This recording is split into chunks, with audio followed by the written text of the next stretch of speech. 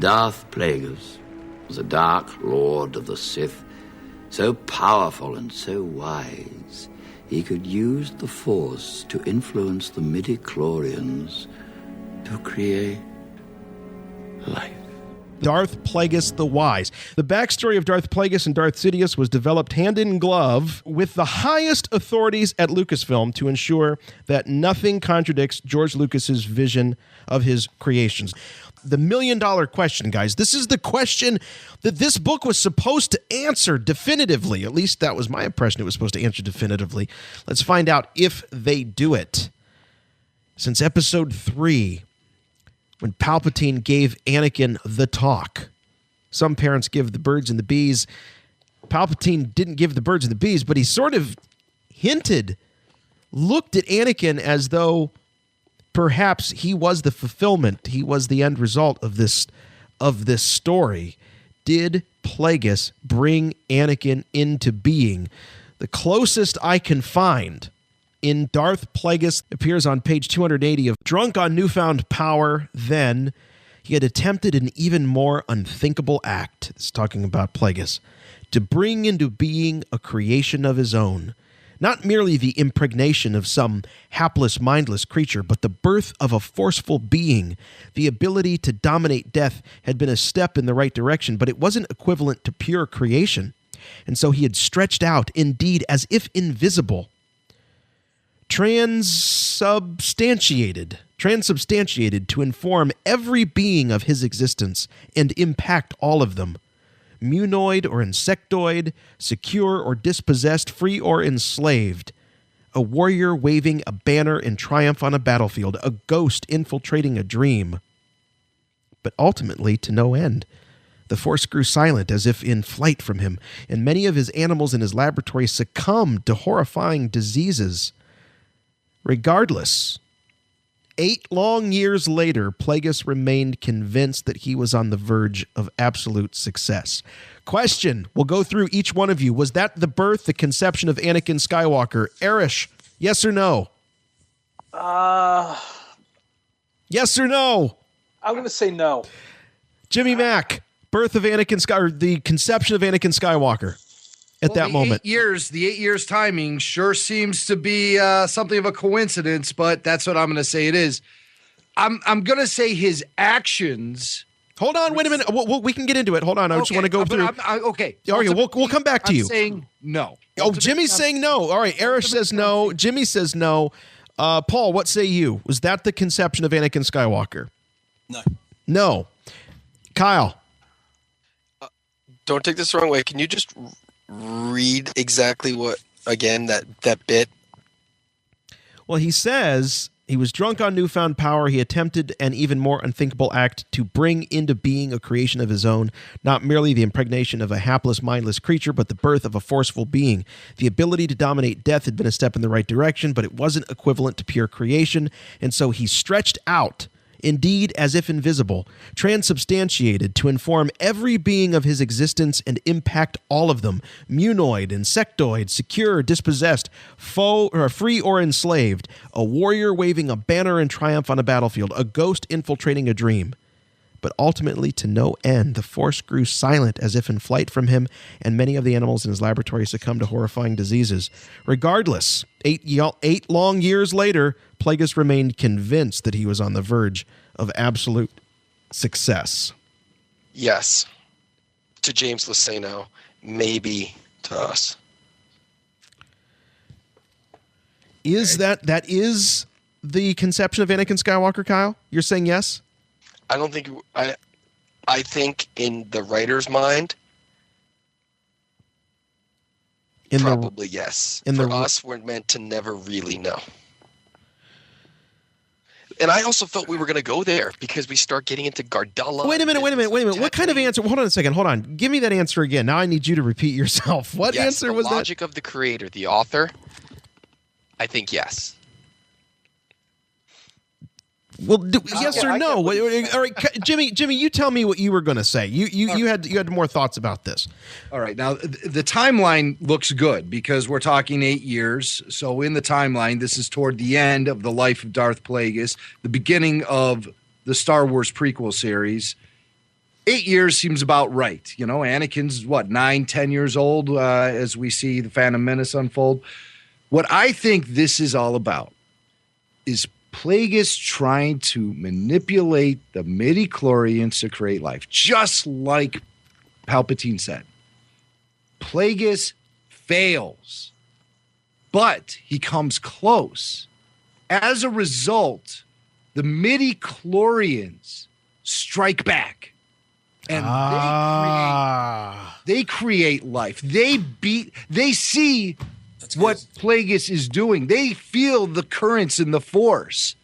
You just blew my mind, Jimmy Mack. You just blew my mind. So in many ways, that's brilliant. In many ways, he did create him. In many ways, his actions resulted in the birth of Anakin Skywalker. But was he directly responsible for that? No. He had not grown in power enough. No one else in the history of the world or the known universe did that. He did, and that's the reaction we got. Jimmy, that's an amazing thought, because there is a lot of talk in this book that, Palpatine and Plagueis are always looking over their shoulders like the Force is going to push back on us. It's going to boil our blood.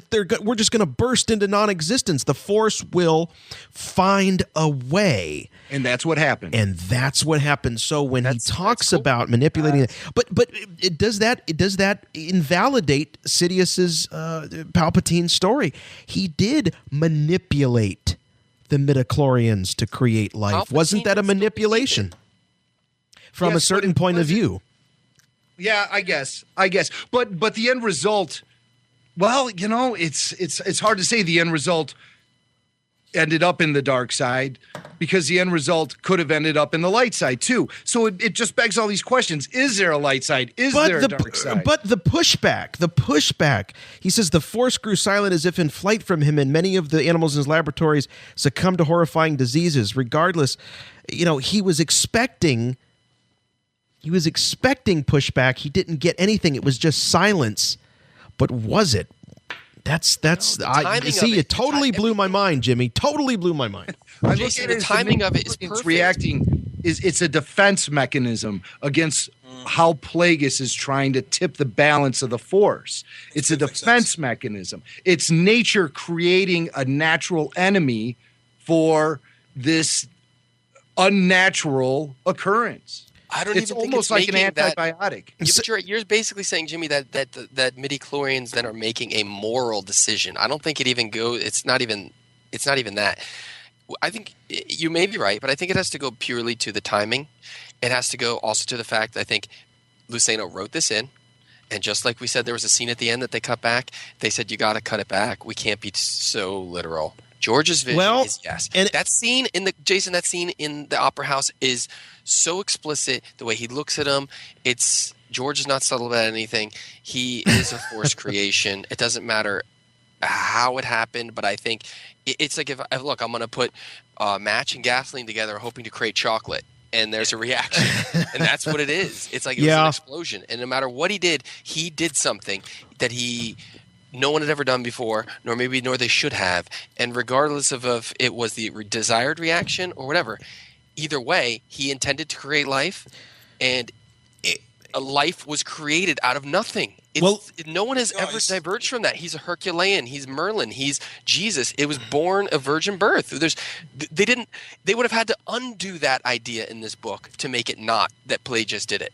Period. That's it. They would have to undo it. Well, no, they wouldn't have to undo it. I mean, it's already there. It's already in the mythology that he is a virgin birth of the Force. Right, he is a virgin birth. But if that virgin birth was initiated or manipulated, sitting in a laboratory messing with midichlorians to create the ultimate concoction of Force baby. You don't think that this book is about that?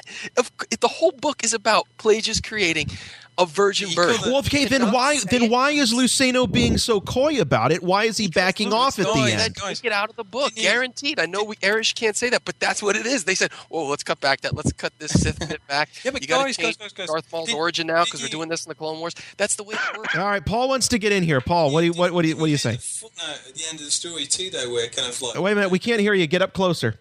Didn't you? Is that better? Yeah. Howie. Didn't you hear the little kind of footnote too, where Palpatine says, I visited Tatooine once.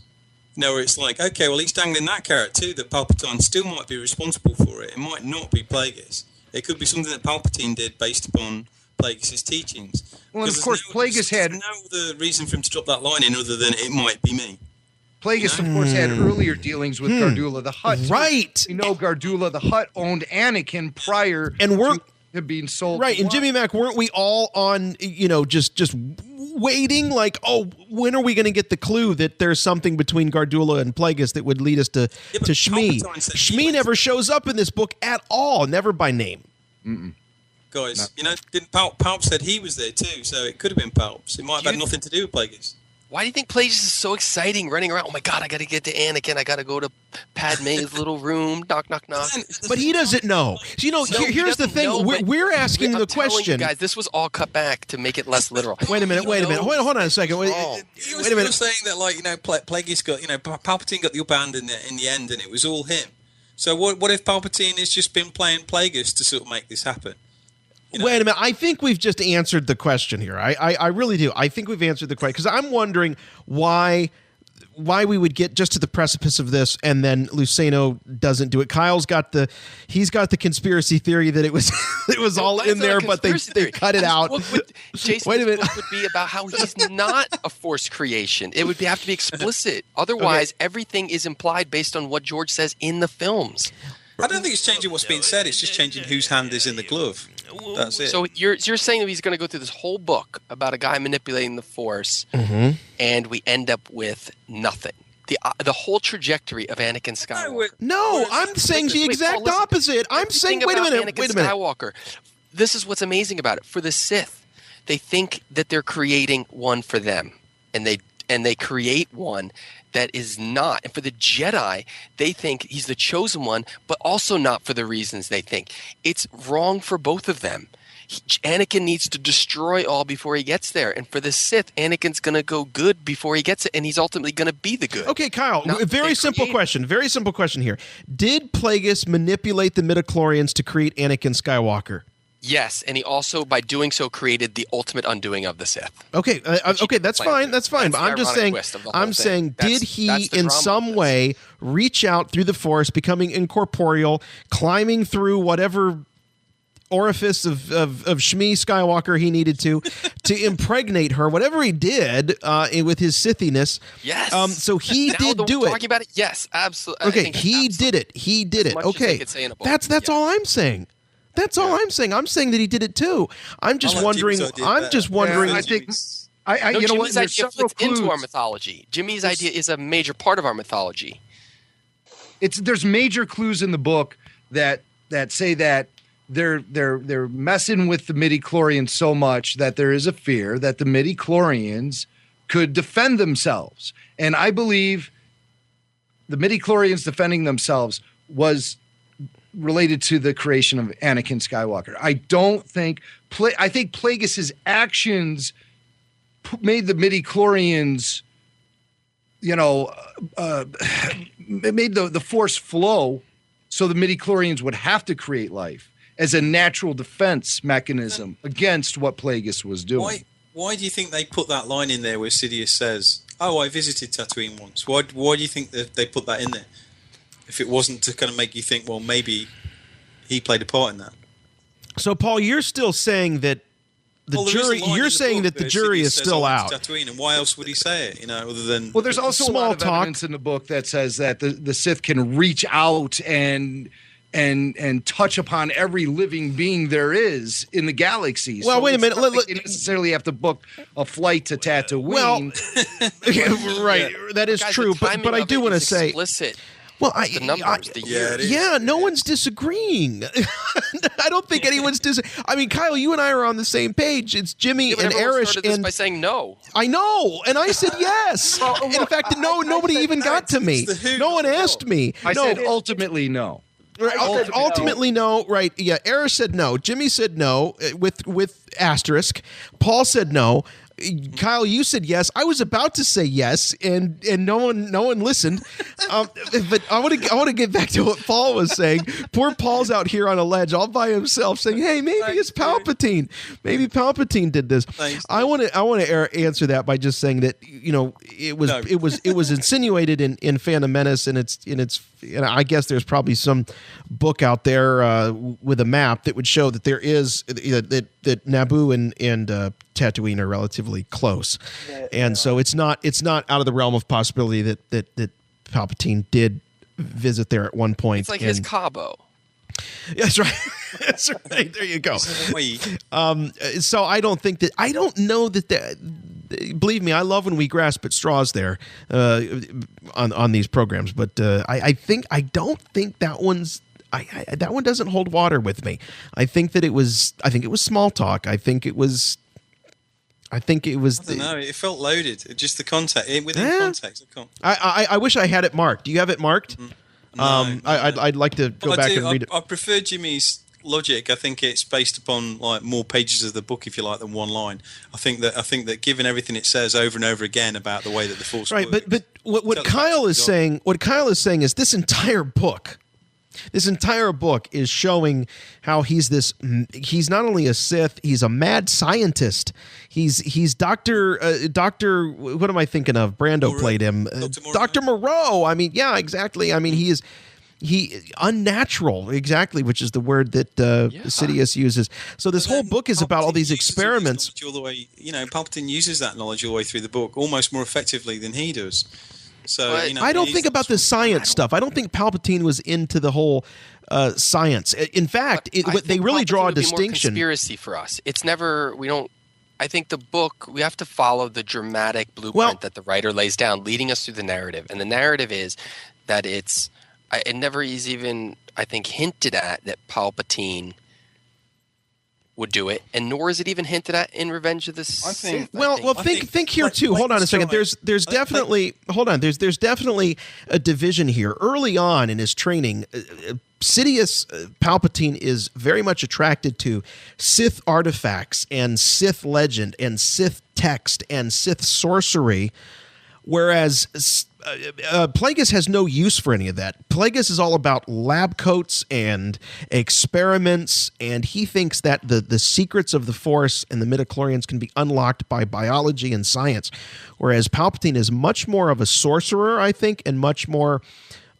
He doesn't care about that stuff. He wants to know, he wants to learn what the other great Sith of history can teach them. So I don't think Palpatine ever shows any inclination towards going down the Plagueis model. But that, I think part of that also leads into Plagueis being immune. I mean, this is a species who these guys are the bankers. They're the mathematicians. 2 + 2 = 4 to them. So it makes sense that Plagueis would be that guy with the lab coat on, doing the experiments, trying to find the practical reason why something happens instead of just accepting kind of a mystical philosophy to it.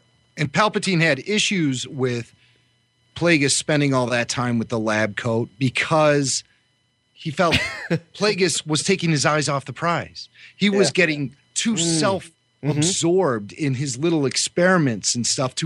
And the sole purpose of that was just to propel himself further, not propel the Sith Order as a whole further. He was losing focus. He was taking his eyes off the prize. It was too self-serving for Palpatine's needs. He said, here's a quote. It says, and if people in the chat stop moving so I can get the line again. Stop typing, everyone in the chat right now. You're messing it up. Hold on 1 second. Okay, stop. Everyone stop. Oh, they just keep printing it. Okay, I can't get the line. It just keeps disappearing. It's the basic thing is he had to see this Anakin Skywalker for himself, had to sense him for himself. He had to know if the Force had struck back again 9 years earlier by conceiving a human being to restore balance to the galaxy, which is, it may be a reaction to him, but it's still what he did. He had to go there for it to happen. And he was trying, no matter what, he was trying to conceive life from the Force, a chosen one. It may not be what he wanted it to be, but that's what the end result was. He may not have mastered what he was trying to do, but he did it. And I'm almost positive.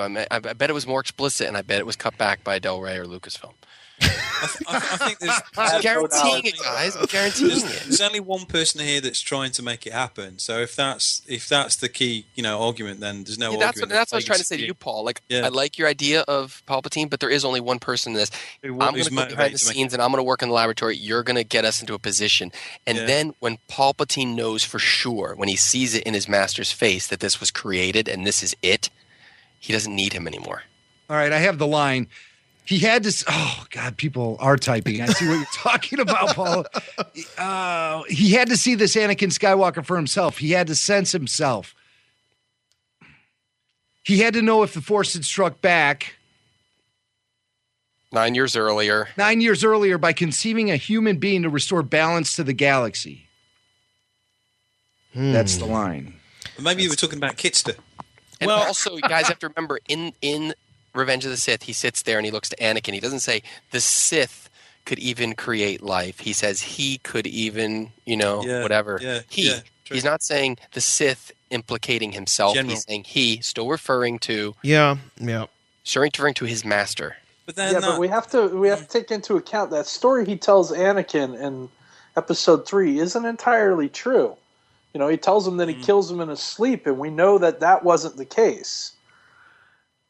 Yes, that's a great point. Because I kept waiting for the guy to fall asleep, though he was drunk. I mean, he was drunk, but still, he wasn't. We just assumed he put a pillow over his face while he was sleeping, and that was it. But if that's not true, then this is true, because there is something true to the purpose of the story. So where's the truth? And we know it's not in the method of death; it's in. Well, it would have been a little bit different if he would have said, his apprentice killed him when he was drunk. I mean, it would have been, he was hammered. Well, in Episode 3, too, we know that Palpatine knows that Anakin is panicking about the possibility of Padme dying. And so, he's kind of, in a way, feeding him the story to bring him over to his side also. So, yeah. Well, Well, you know what? It's meant to be slightly ambiguous for us guys. I thought Jason, you said, did we get the answer? The answer is maybe. No, we didn't get the answer. but that was why I said no, because it's one of those things that I don't think we're ever going to get a definitive answer. I don't think so either. And what really kind of did it for me was the passage that Jimmy just read, and the fact that Plagueis himself doesn't know. Plagueis doesn't know. Palpatine doesn't know. Anakin doesn't know. Shmi doesn't know. None of the players know. So why should we know? Feel it is the mystery. That's why he's racing. Gotta get to Padme. Gotta get to Padme.